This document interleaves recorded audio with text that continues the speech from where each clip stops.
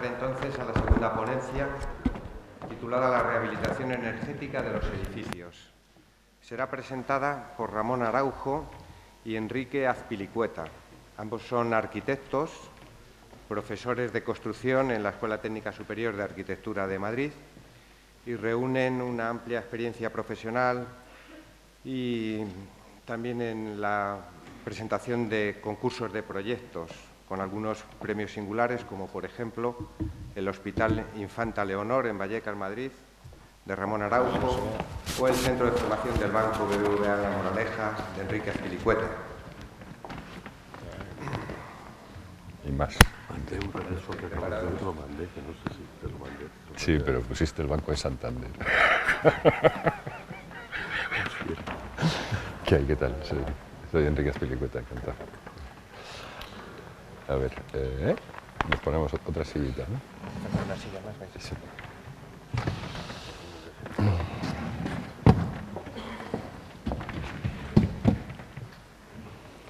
Vale, ¿esto cómo va? ¿Esto ya está enchufado?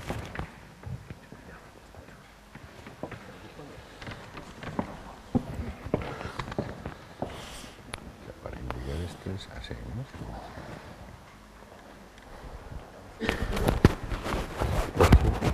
Espera, voy a sacar las gafas para no...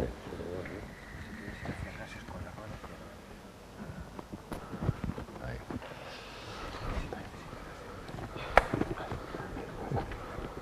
Gracias mil. ¿Qué hay? ¿Cómo estás? Soy Ramón, encantado.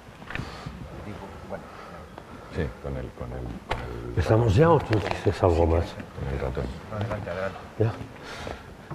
Hola, buenos días. Bueno, ya hemos acabado con el atrecho, que es una parte fundamental.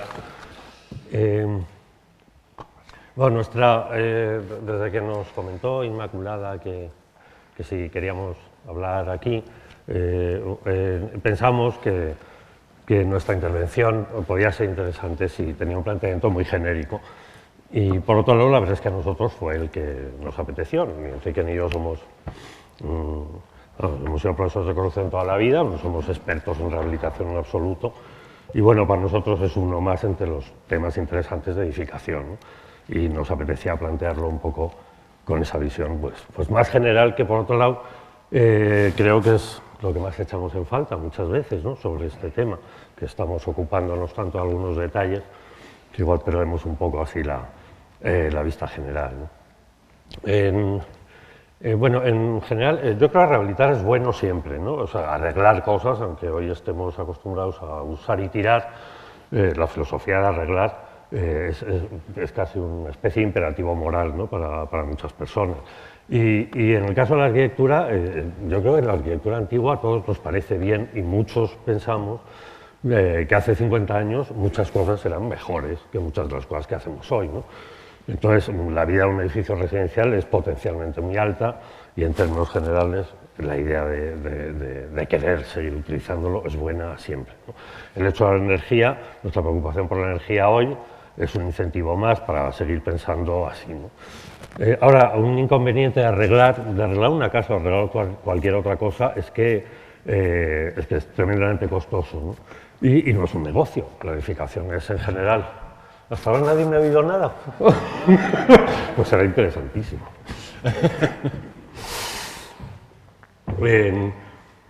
Bueno, la rehabilitación difícilmente es un negocio, sobre todo la rehabilitación de nuestro patrimonio residencial, ¿no? Entonces, básicamente es un trabajo un poco a fondo perdido y yo creo que esa es una condición que no debemos perder de vista nunca. O sea, normalmente estamos hablando muchas veces de un tipo de soluciones técnicas que creemos que están completamente fuera de las posibilidades reales de acometer con seriedad el tema de la rehabilitación energética. Entonces, este tema de tener un entorno económico claro, de algo amortizable, y en este caso parece que está claro que el criterio es gástate tanto como puedas amortizar en una cantidad de tiempo razonable, debería ser el mejor, ¿no? Creo que una cosa que apoya mucho esta idea de que en general las operaciones de rehabilitación deben ser tremendamente limitadas a aquello que sea verdaderamente eficiente y amortizable es nuestro maravilloso clima. Estamos constantemente importando soluciones extranjeras de gente que vive en climas de pingüinos, cuando vivimos en un país donde el 80% del territorio nacional, las condiciones de confort las tenemos el 80% del año. Entonces, realmente lograr una buena rehabilitación energética, creo que en general en España es fácil, en la mayoría del territorio nacional, ¿no? Bueno, una última cuestión general en relación, estoy un poco resumiendo, si queréis, nuestras ideas, las que a nosotros nos parecen más importantes, es que yo creo que hay un objetivo por encima del que la rehabilitación energética forma parte, y es la rehabilitación de nuestro patrimonio. La arquitectura, estamos hablando de la época de los años 60, de toda la segunda mitad del siglo XX, que es cuando verdaderamente se produce el boom residencial. Nosotros tenemos una idea verdaderamente positiva de la arquitectura que se produce en este país en estos años.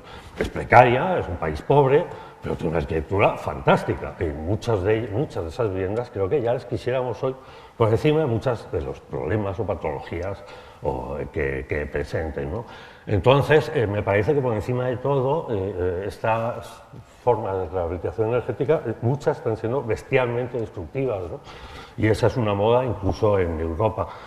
Yo, francamente, no entiendo con qué criterio un técnico se enfrenta a la herencia de otro técnico, de otro grupo de técnicos, destroza el edificio para que resulte algo que no es ni trucha ni mono.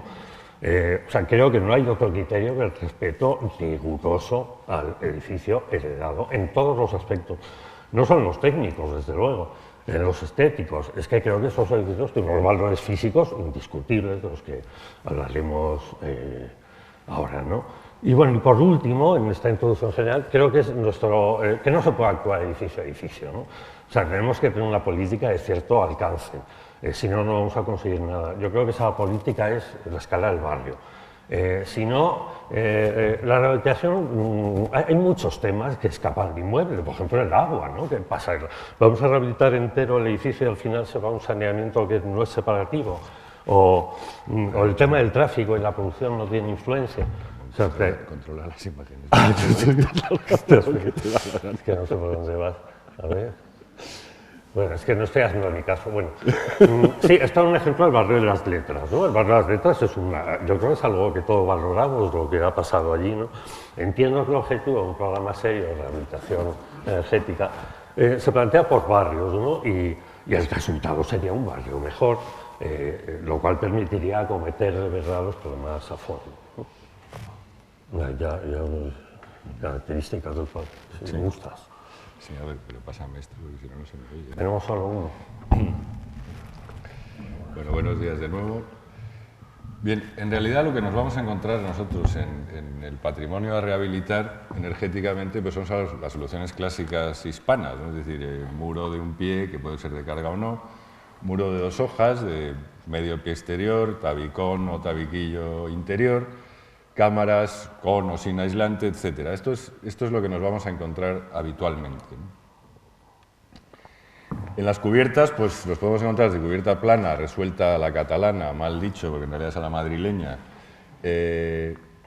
cubiertas muy masivas, como esta que se puede ver aquí a la izquierda, que no disipan nada, etc. La clásica solución, forjado horizontal, tabiquillos palomeros, tablero de rasilla y teja, con aislante normalmente aquí en la parte inferior. Perdón, todo esto es CNT, que es que la CNT es una descripción perfecta de lo que estamos hablando, ¿no? De lo que nos vamos a encontrar, en realidad, sobre todo en cantidad, ¿no? Soluciones típicas, bueno, de carpinterías estas ya tan antiguas como los famosos perfiles Mondragón y cosas parecidas, capialzados de persianas con enormes filtraciones, etcétera, etcétera. Instalaciones pues, de este tipo, es decir, de distribución de agua de fontanería típicas, de sistemas de distribución de calefacción normalmente bitubular y sistemas de ventilación por shunt y poco más, ¿no?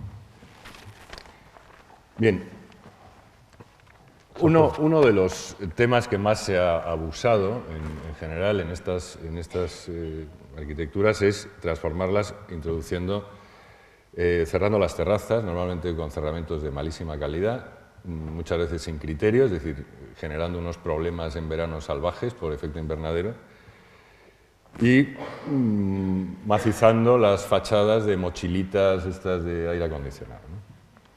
Esa es mi casa, o sea, no estamos hablando de la periferia más es mi casa, o sea, que se supone que es gente civilizada. Bien. Bueno, frente a eso nos encontramos un patrimonio de esos años que cuenta Ramón, es decir, cuando fue el boom el que España tuvo en los años 60, el récord europeo de construcción de vivienda social, y hay muchísimos edificios que bueno, evidentemente tienen deficiencias, pero que tienen unas posibilidades en cuanto a que están bien diseñados, tienen ventilación cruzada habitualmente, etcétera, etcétera. Están ya en entornos... ¿Esta imagen para No, qué era? esa no, vete para atrás. Ahí, quédate en esas dos. Y bueno, veremos algunas cosas más en los que ya el entorno pues, ha suavizado muchísimo las condiciones, es decir, ha crecido el arbolado, etcétera, etcétera. Es decir, todo ese entorno que es fundamental también, pues está bastante suavizado, ¿no? Yo creo que nadie duda de la cantidad de valores positivos que tiene esta arquitectura, ¿no?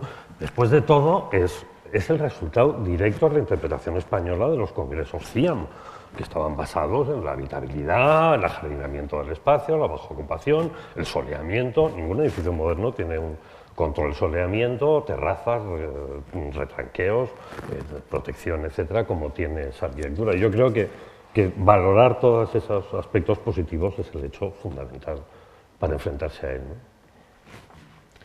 Bueno, otro tema que aprovecho esta imagen, que evidentemente cualquier actuación de rehabilitación, restauración o como queráis llamarle, implica todo un tema de análisis previos, ¿no? Es decir, parece evidente que unas termografías del edificio que vayamos a tratar nos va a dar muchísimas claves de actuación, ¿no? Es decir, porque muchas veces podemos suponer que el edificio tiene unas pérdidas monstruosas, podemos encontrarnos que luego resulta que no es tanto, o es al revés, es decir, edificios que aparentemente pueden ser fantásticos, luego resulta que si les hacemos la prueba del algodón, pues no funcionan, ¿no? Esta imagen es... repasamos un momento un poco pues cuáles son los problemas principales con los que nos vamos a enfrentar, ¿no? O sea, al final yo creo que hablamos siempre de lo mismo, insistíamos en que hay muchos aspectos positivos, por ejemplo, cierta masividad, que hoy, por ejemplo, podríamos no tener, etcétera. Pero bueno, con independencia de esas ventajas, en esta imagen tratamos un poco de localizar qué nos suele pasar. Insuficiente aislamiento térmico en cerramientos verticales y cubiertas, insuficiente aislamiento térmico en huecos, fundamentalmente por el sellado y el acristalamiento, ganancias térmicas solares indeseadas, ¿no? Y falta de... frecuente efecto invernadero incontrolado. La ineficacia de las instalaciones, sobre todo de calderas, circuitos de calefacción y agua obsoletos, etcétera, es fundamental. O sea, yo creemos que las instalaciones suponen, si un edificio moderno, las instalaciones suponen casi el 50% del coste en tantas ocasiones en una rehabilitación. Ese principio no va a cambiar, ¿no? Consumo y contaminación de agua, por falta de aislamiento, etcétera, y consumos elevados de calefacción. Realmente, poco más, ¿no? Entonces, en realidad, ¿cuáles van a ser nuestras soluciones generales? Yo creo que en general serán las más sencillas. Cuando tengamos muros masivos, que hay todavía mucha construcción con muros portantes en estos años, será un caso, pero en la gran mayoría de los casos lo que nos encontraremos son muros con cámara de aire, frecuentemente sin aislar, ¿no? ¿Cuáles serán entonces las soluciones más directas a estos temas? Aquí os hemos graciado tres situaciones que pueden ser típicas, ¿no? Es decir, un muro macizo de carga de un pie que por sí mismo tiene un coeficiente de transmisión bastante elevado, de 1,85, que en este caso, si está revocado, sí es admisible aislarlo por el exterior. Se ha hecho, por ejemplo, con la Weissenhof de Mies van der Rohe y casi no se nota, ¿no? Con eso conseguimos, metiendo 4 centímetros de aislamiento, bajar dramáticamente el coeficiente de transmisión. En el caso de que tuviésemos la de Llovisto, parece una felonía el cargarnos la fachada de la de Llovisto. Entonces aquí, evidentemente, hay que recurrir ya a doblados por el interior, perderíamos inercia térmica, pero bueno, en función de lo que vayamos poniendo, 2, 3, 4 centímetros de aislante, con un sistema de estos de cartón yeso y un aislante, por no decir marcas, ni ofender a nadie, ¿no? Pero conseguimos llegar a coeficientes muy interesantes. Y la solución que muchas veces nos vamos a encontrar, que es la de abajo, que es un muro con una cámara que esté vacía, es decir, simplemente aire, o que tenga un aislante, el clásico de manta de fibra de vidrio que se ha ido al fondo, etc. Ese aislante en mal estado se puede retirar con relativa facilidad, haciendo pequeños calos y demás. Y luego inyectando en esa cámara pues muchas opciones, desde bolitas de Porespan hasta celulosa, hasta lana de roca, etcétera, incluso arlita, ¿no? Por ejemplo, esto Antonio Lopera ha hecho hace muy poco una operación muy gruesa en nuestra escuela, en la Escuela de Arquitectura de aquí al lado. Ha rellenado las cámaras, ha recurrido a una solución muy barata porque resulta que las cámaras en algunos puntos tenían hasta 30 centímetros y lo ha hecho con bolitas de Porespan. Bueno, aparte de eso, y una operación tan tonta como poner válvulas termostáticas a los radiadores, ha bajado dramáticamente el consumo de fuel, bueno, de gasóleo en la escuela, ¿no? A ver, esto no quiere caminar. Fijaros que en realidad el código técnico no pide tanto. Es decir, estas son los coeficientes de transmisión, vamos, el U máximo que admite para cerramientos, se va en las zonas climáticas más exigentes a 0,74, que no parece ninguna bollería, y en vidrios, pues estamos admite hasta 3,10, que en realidad es malo, pensando que un vidrio sencillo está en 5 y algo, ¿no? Entonces, se puede superar muy fácilmente esto que pide el código técnico con mucha facilidad, ¿no? Este sería el sistema, bueno, distintos sistemas de inyección de esas cámaras. Evidentemente es posible que requiera una cierta obra civil por el interior, pero no tenemos que olvidar que lo que estamos planteando básicamente, que el grueso del tema sería la rehabilitación de viviendas, que lo que no podemos hacer es desalojar a la gente el tiempo que dure las operaciones estas salvajes que se están haciendo, por ejemplo, en Europa o que se han hecho aquí en Madrid, por ejemplo, con el edificio de la Philips, que es pelar el edificio, es decir, quitarle la fachada y volverla a construir. Entonces, esta gente, ¿dónde se va a vivir mientras, ¿no? Estas son operaciones que en eso hay que tener muy en cuenta. Aislantes de este tipo, muy finos, a base de paneles en los que se ha hecho vacío, que ocupan, se pierde poquísima superficie y dan unos coeficientes espectaculares, también es otra opción, etcétera. Yo creo que esta es siempre la opción más discutible, ¿no? Y por mucho que queramos defenderla, la aparición de la aplicación de una solución de fachada ventilada en un edificio heredado, y especial con un 90% de probabilidades de ser fabricada de ladrillo, es un poco aberrante, ¿no? Cambia completamente el comportamiento del edificio. Y luego, además, es que una fachada ventilada que cuesta un dineral, eso es imposible, yo creo, que en estos edificios se amortice. Y solo lo hará a base de ser tremendamente precaria, que es lo que nos está ocurriendo incluso en muchos edificios de nueva planta, ¿no? La solución de fachada ventilada da para lo que da, el defenderla como una solución general. En el caso de la rehabilitación, yo creo que es un error clamoroso. Vamos, la excepción es el caso que decía Enrique del edificio enfoscado que se aísla por el exterior, ¿no? Que finalmente es una técnica histórica de toda Centro Europa. Dale porque no pasa. Bueno, aquí simplemente es para que entender que muchas veces estas soluciones que se han hecho, por ejemplo, en Centro Europa, de meter enormes cantidades, enormes espesores de aislamiento, aquí vemos en esta curva cómo la eficacia de un aislamiento térmico cae. ¿Dónde está el ratón? ¿Dónde está el puntero? Se me ha ido. Bueno, aquí lo vemos a la izquierda, la parte más oscura es donde realmente tenemos una mejora impresionante del coeficiente de transmisión. En el momento que se superan los 5 centímetros de espesor, en realidad la ganancia, ahí lo vemos en esa flechita negra donde dice ahorro energético con 4 centímetros de aislantes suplementarios, se ve que cada vez va siendo menor ese ahorro, con lo cual esto de poner un tomazo de aislante salvaje en realidad es una estupidez. Yo creo que lo mismo ocurre un poco con los puentes térmicos, ¿no? Con los que estamos creando obsesión, ¿no? En un clima como el nuestro, la arquitectura ha sido siempre entreabierta, ¿no? El cambio de coeficiente de transmisión que supone un puente térmico es más que asumible, y que la idea de que nosotros construyamos con esa idea de aislamiento total de Centro Europa y más el aplicar ese concepto a los edificios que le damos, pues yo creo que nos puede llevar a errores de bulto, ¿no? Sí, además el tema del puente térmico sí hay que tener cuidado con él si nos va a generar, porque el problema es el de siempre, es decir, la arquitectura de Mies van der Rohe no tiene ningún problema de condensación porque todo es un puente térmico. Entonces, mientras que en el caso de una vivienda muy aislada, y en unas condiciones de una humedad relativa interior muy alta, etcétera, etcétera, sí podríamos tener problemas de condensación y todas las patologías y daños asociados, pero es que eso es algo fácil de comprobar, ¿no? Cubierta. Sí, en el tema de cubiertas, pues bueno, esto es lo que muchas veces nos vamos a encontrar, cubiertas inclinadas, cubiertas planas de este tipo, bueno, la cubierta catalana que teóricamente debería ventilar, bueno, pues una de las formas posibles es restaurarla, ¿no? Es complicado, añadiendo un aislante en la cara inferior.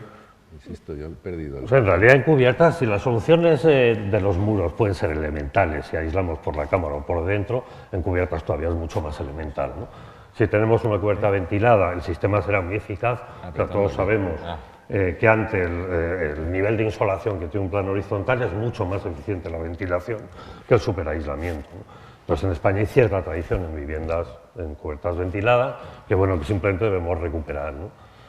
Y cuando tenemos cubiertas compactas, lo que llamamos cubiertas calientes, pues es muy sencillo sobreponerle una segunda capa con una cubierta independiente que también puede generar una nueva cámara de ventilación, ¿no?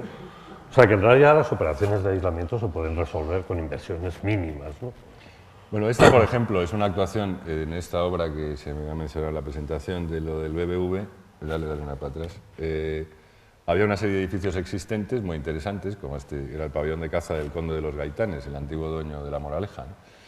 Entonces, aquí, debajo de esta cubierta, hay un bajo cubierta precioso con una estructura de madera que querían aprovechar, y claro, en verano era insufrible, con una cubierta de pizarra. Lo que se ha hecho es incorporar estos paneles que se ven ahí con los rastreles paralelos a pendiente, que ya nos genera una cámara, debajo es donde va el aislante, lleva un geotextil que solapa y que nos proporciona una mejor impermeabilización incluso. Y luego incorporando, en este caso teníamos la suerte de tener una cubierta con un cambio de pendiente justo al llegar al alero, y ahí se incorpora la rejilla que se ve abajo, y en este caso lo que lleva es una malla anti-insectos, evidentemente, para que no aniden. Y con esa operación de generar esa cámara ventilada, que implica que los remates de limas, etcétera, son distintos, porque necesitan ser sobrelevados para que exista tiro, la diferencia ha sido absolutamente también espectacular, ¿no? Porque en el momento que cortamos la transmisión, pensemos que esa cubierta se puede poner la teja a 70 grados, en el momento que haya continuidad tenemos un salto térmico de 70 a 22. En el momento que yo meta una cámara de aire que consiga ventilar y el aire esté a 40 y tantos grados, ya mi salto térmico es mucho menor.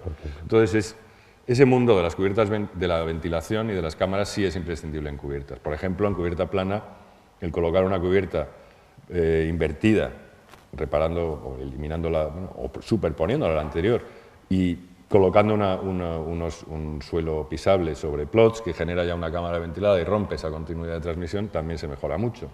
O bien todo esto, ¿no? En cuanto a las ventanas, en cuanto a huecos, vamos a ello. Dale. Bueno, la influencia del el hueco en el cerramiento, la influencia es determinante, ¿no?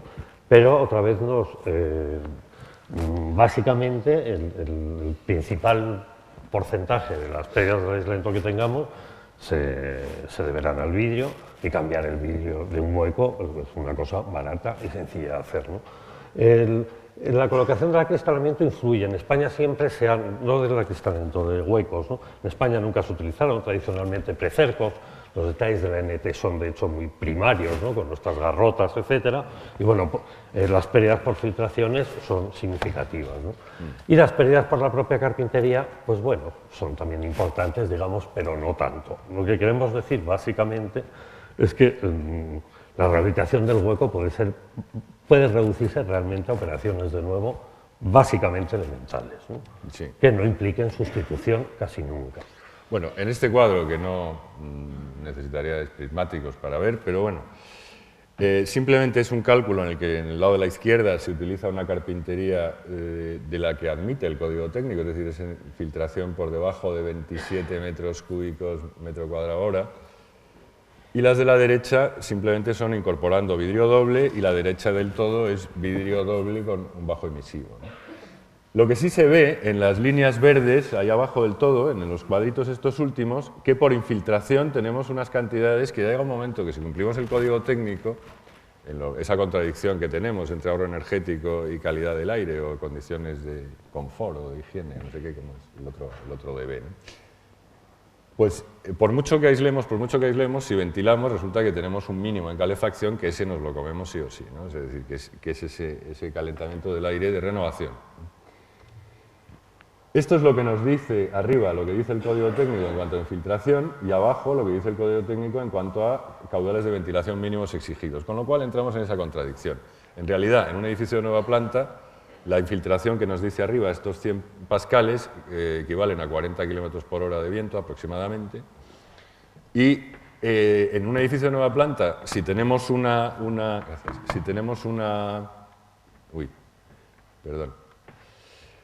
si tenemos una carpintería que cumple el código técnico y a la vez tenemos el sistema de ventilación mecánica que pide el código técnico o por sistemas de clapetas en las propias carpinterías, resulta que un día de viento tendríamos que anular ese sistema de ventilación, porque si no tendríamos ventilación doble, ¿no? Bueno, en fin, estas cosas que son bastante contradictorias del código técnico. 7 minutos. Sí, vamos ya a toda velocidad. Tema fundamental, vidrios dobles y espesor de cámaras. Este es un tema del que no se dice vidrio doble genérico, no, hay una diferencia brutal. En este caso son datos, esto es del Instituto de Diversificación y Ahorro Energético, son datos de unos documentos de trabajo suyos, pero bueno, el que maneje el programa Calumen, que os podéis bajar de la página web de Saint-Gobain, podrá jugar con todas estas opciones. La mejor cámara, evidentemente, es la de 16 milímetros y jugando con el mismo tipo de vidrio. En este caso es un bajo emisivo, pero el cambio es dramático. De una cámara de 6 es 2,5, de una cámara de 16 es 1,4. Y que son pequeñas cositas, pero que son fundamentales, ¿no? Lo mismo pasa con las carpinterías. Aquí vemos que la peor de todas es una metálica sin más. Si metemos una con rotura de puente térmico, mejora, pero tampoco muchísimo. Ya si nos vamos a madera dura, madera blanda, estamos ya en unos valores bastante interesantes. Y lo único que supera la madera es el PVC con 3 cámaras. ¿Qué quiere decir esto? Que toda carpintería de madera que nos encontremos que no esté absolutamente podrida, hay que rehabilitarla como sea, porque poner cualquier otra cosa prácticamente es peor. Entonces existen sistemas, como por ejemplo este sistema de flejes, muy sencillo, se llama Super Hermit, digo, si alguien quiere verlo. Es muy básico, esto lo monta un carpintero de Toledo. Y lo único que hace es que sí, bueno, tiene que repasar un poquito la carpintería, pero son unos flejes metálicos que hacen un ajuste fantástico. Nada que ver con estos burletes elásticos de espuma o cualquier cosa. Esto realmente funciona, mejora muchísimo las infiltraciones y mejora muchísimo el aislamiento acústico. Y aquí vemos, simplemente en este documento de trabajo del Instituto de Diversificación y Ahorro de Energía, viene todo este comparativo, donde podemos ver, no hay tiempo para entretenerse mucho, pero cómo la madera conviene mantenerla siempre que se pueda y pues tener también en cuenta que por mucho que hagamos una metálica con rotura de puente térmico, siempre será peor que madera o PVC. Bueno, sistemas de control solar. Esto es un tema básico en nuestro país, es decir, nuestro problema en invierno, aislando un poco más, mejorando muros, mejorando vidrios, mejorando huecos, pues realmente conseguimos un ahorro brutal y lo que tenemos que conseguir también es no tener unas ganancias bestiales en verano, ¿no? Entonces, recuperar los sistemas tradicionales, véase toldos, véase terrazas, etcétera, o sea, recuperar lo que siempre se ha hecho habitualmente, ¿no? Sobre todo es que es la única forma de poder acometer con un poco de seriedad las instalaciones de aire acondicionado, ¿no? O sea, lo que no puede ser es que generemos trampas térmicas y luego, a cambio, bueno, aparte de todo el desastre que generamos, luego encima tenemos que producir frío mecánicamente para luchar contra el calor que por nuestra ignorancia hemos producido, ¿no? Bueno, por último, pues yo creo que se nos acaba el tiempo. Sobre los sistemas de instalaciones, todavía yo creo que las operaciones pueden ser pues, más sencillas. Además, las instalaciones tienen la ventaja de que realmente mejoran tanto con el tiempo y cambian tanto que está en su propia naturaleza ser sustituidas, ¿no? Simplemente con operaciones mínimas, sobre todo de control y regulación, ¿no? Que son muy típicas en calderas o en cualquier tipo de instalación. Esto es una centralita, la imagen tiene un poco otro alcance, ¿no? Nos referimos a sistemas verdaderamente muy sencillos que permitan que sistemas que están siendo muy ineficientes, cuando se juega junto con las mejoras de aislamiento que hemos comentado, mínimas, y los cambios en el control solar, pues creo que empiezan a tener una eficacia en el rendimiento significativa, insisto, siempre partiendo de, bueno, yo puedo testificar mínimas. Que en el edificio en el que vivo, en el que lo único que se ha hecho, es un edificio de los años 70, lo único que se ha hecho es, la gente ha cambiado el vidrio sencillo que había, un vidrio doble, pero ni bajo emisivo ni nada.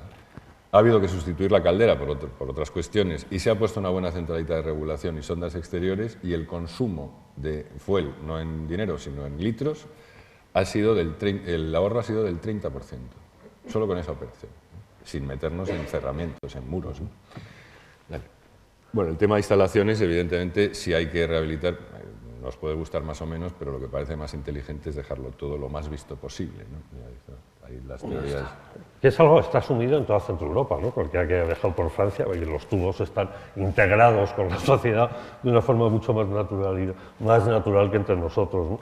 Entonces yo creo que si asumimos sistemas de actuación más directos, más sencillos, sí podemos acometer renovaciones de instalaciones que en el fondo son muy económicas y tienen resultados muy potentes, ¿no?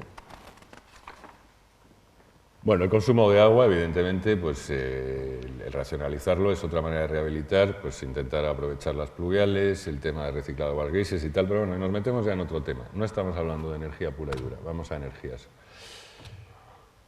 El tema de las lámparas, es decir, el ahorro por iluminación, pues es también evidente. Hay que cambiar a LEDs o fluorescentes compactas y se acabó la historia. Es decir, no nos interesa tener, en el caso de la incandescente clásica, de calefacción por efecto Joule, con un consumo y con un ratio, con un COP ridículo. Bueno, todos los sistemas de regulación, sensores de presencia, etcétera, etcétera, que bueno, se encarecen, pero que son interesantes. Otro tema muy tonto. El otro día leía en el periódico que se consume más en un análisis de 17.000 viviendas o por ahí de ese orden en España, que se consume más y con todos los aparatos en stand-by que lo que consume el usuario de la vivienda en el uso directo de ordenadores. Es decir, la clásica regleta, la que tengo enchufado todos los aparatos que tienen función stand-by, pues apago todo y se acabó la historia y no tengo consumo. Son cosas muy tontas, pero que suman. Calderas de gas, pues cambiar a las de condensación, el plan este Renove que tiene la Comunidad de Madrid, es verdad, hay ahorro. Lo mismo pasa con los quemadores de gasóleo. En vez de tener el clásico, que tiene solo un mode, es decir, o encendido o apagado, hay unos modulantes que optimizan muchísimo más el consumo. También con ahorros de ese orden del 30 por ahí. En cuanto al frío, pues la condensación por agua es la más interesante, torres de refrigeración, legionela, problemas. Y ya dentro de eso, pues bueno, asumido eso, pues las de aire o las geotérmicas. Geotermia de baja temperatura en un edificio existente en el centro de Madrid, se están haciendo alguna operación, pero son complicadas. Hay que hacer pilotes, pozos, etc.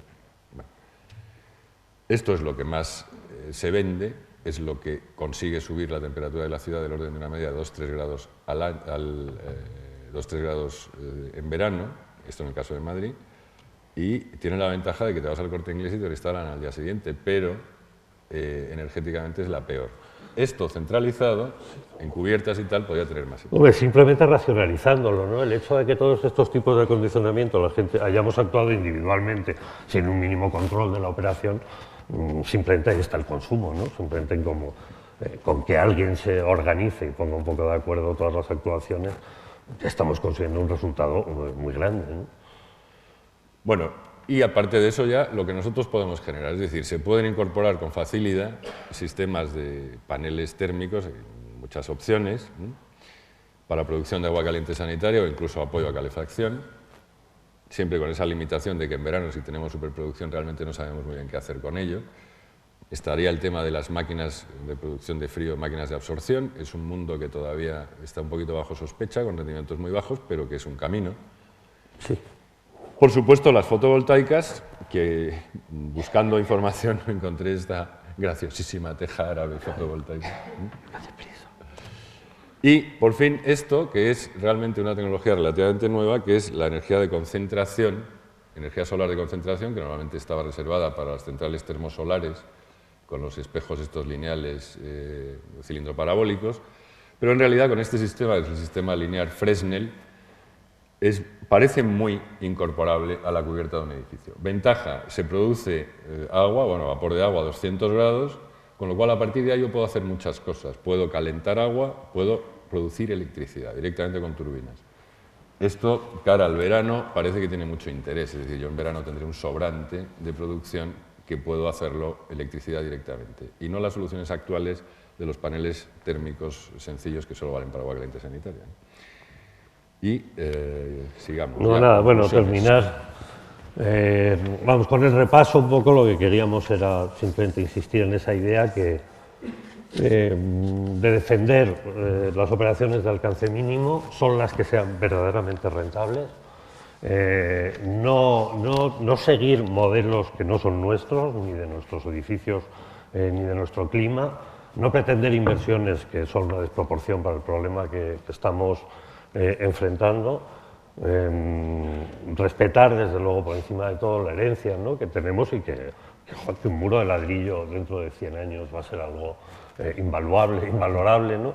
Y sobre todo yo creo que no perder la escala de que estamos actuando en grandes ciudades, y esto no puede ser simplemente crear oportunidad de negocio, ¿no?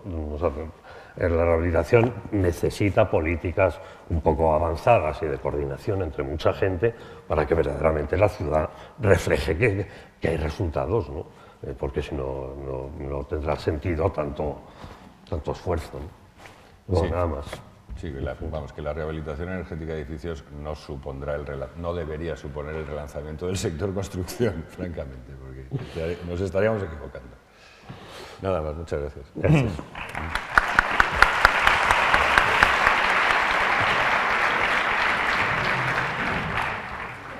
sé si hay alguna pregunta. Bueno, pues muchas gracias, Ramón y Enrique. A ti. Gracias. A vosotros.